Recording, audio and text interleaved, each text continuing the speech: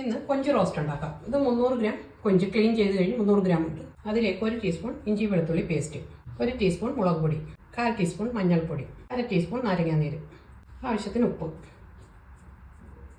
ഇതൊന്ന് മിക്സ് ചെയ്ത് ഒരു അരമണിക്കൂർ റെസ്റ്റ് ചെയ്യാൻ വെക്കാം. ഇനി ഇപ്പോൾ അരമണിക്കൂറായി കൊഞ്ചൊന്ന് ഫ്രൈ ചെയ്തെടുക്കാം.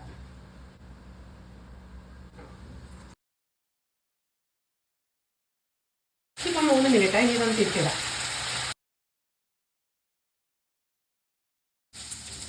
രണ്ട് സൈഡും മൂത്തിട്ടുണ്ട്. ഇനി ഇത് കോരിയെടുക്കാം. ഇതിലേക്ക് കുറച്ച് വെളിച്ചെണ്ണ ഒഴിക്കും. 1/4 ടീസ്പൂൺ കടുക്, ഇത് കുറച്ച് കറിവേപ്പില, 2 പച്ചമുളക് കീറിയത്, 10 അല്ലി വെളുത്തുള്ളി, 1 പീസ് ഇഞ്ചി, അതെല്ലാം കൂടെ അരിഞ്ഞതാണ്.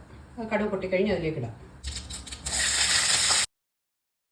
ഒരു 40 ചെറിയ ഉള്ളിയുണ്ട്. ഇത് ഒന്ന് ചെറുതായിട്ടത് ഒന്ന് അരിഞ്ഞതാണ്. അത് ഇതിലേക്ക് ഇടാം. ഇതിലേക്ക് 1 തക്കാളി അരിഞ്ഞത് ചേർക്കാം. 1/4 ടീസ്പൂൺ മഞ്ഞൾപ്പൊടി ചേർക്കാം. 1/4 ടീസ്പൂൺ ഉപ്പും.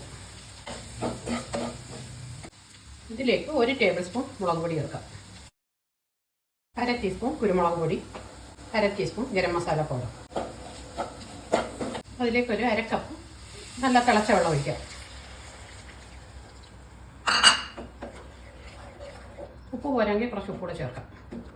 ഇനി ഇത് അടച്ചു വെച്ച് ഒന്ന് പറ്റുന്ന വരെ കുക്ക് ചെയ്യാം. ഇനി കൊഞ്ച് ഫ്രൈ ചെയ്ത് ഇതിലേക്ക് ഇടാം. കുറച്ച് മല്ലിയിലയും കൂടെ ഇടാം. ഒരു 2 മിനിറ്റ് അടച്ചു വെക്കാം. ഇപ്പം 2 മിനിറ്റായി. ഓഫാക്കി ഒരു 10 മിനിറ്റ് കഴിഞ്ഞ് കഴിക്കാം.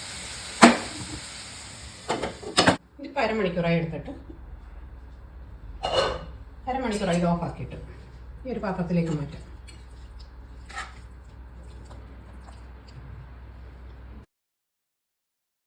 വളരെ ടേസ്റ്റി ആയിട്ടുള്ള, സവാളയൊന്നും ചേർക്കാതെ ചെറിയ ഉള്ളി മാത്രം ചേർത്തുള്ള ഒരു ചെമ്മീൻ റോസ്റ്റ്.